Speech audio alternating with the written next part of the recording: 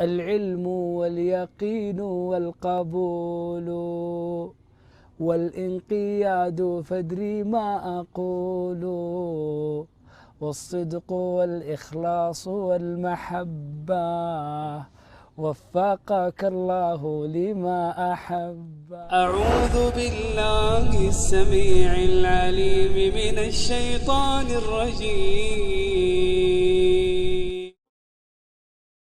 لا إله إلا الله لها شروط، كما أن للمفتاح أسنان كذلك لا إله إلا الله لها شروط. نبي نعرف الشروط. قال العلماء: العلم واليقين والقبول والانقياد فادري ما أقول والصدق والإخلاص والمحبة وفقك الله لما أحب.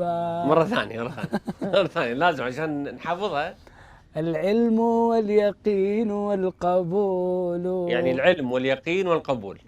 والانقياد فادري ما أقول والصدق والإخلاص والمحبة وفقك الله لما أحب. يعني نبي الشرح الحين.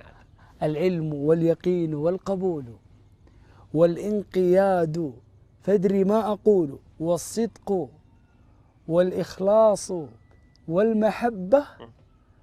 وكذلك ختم العلماء بشرط ثامن وهو الكفر بالطاغوت. من أجل ذلك يجب علينا أن نحقق الشروط من أجل أن ندخل الجنة. لأنه كيف يحقق الواحد كل شرط من هذه الشروط؟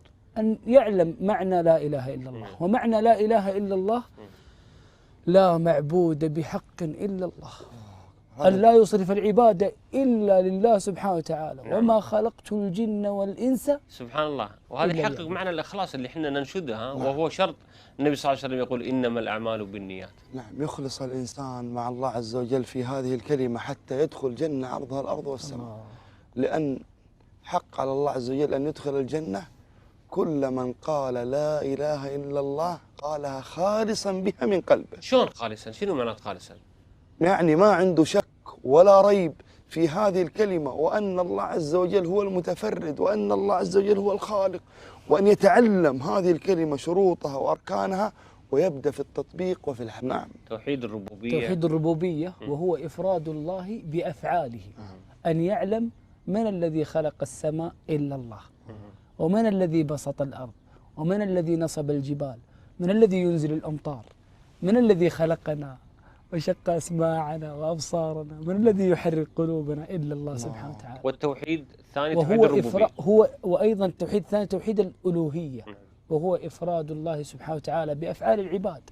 أن نصلي لله، وأن نزكي لله، وأن نصوم لله، وأن نصوم لله، وأن نخشى الله، وأن لا نخاف إلا الله، وأن نذبح لله. قل إن صلاتي ونسكي ومحياي ومماتي لله رب العالمين. توحيد الأسماء والصفات، أن يتعلمها وأن يدعو الله عز وجل بها، هذا هو التوحيد. أن يدعو الله عز وجل بهذه الأسماء الحسنى، ولله الأسماء الحسنى فادعوه بها. هذه الكلمة لها قيمة ولها معنى، من تمسك بها رفعه الله عز وجل بها في الدنيا والآخرة. الله عز وجل يقول: شهد الله أنه لا إله إلا هو والملائكة وأولو العلم قائما بالقسط لا إله إلا هو العزيز الحكيم. تبارك الذي نزل الفرقان على عبده ليكون للعالمين نذيرا. الله أكبر.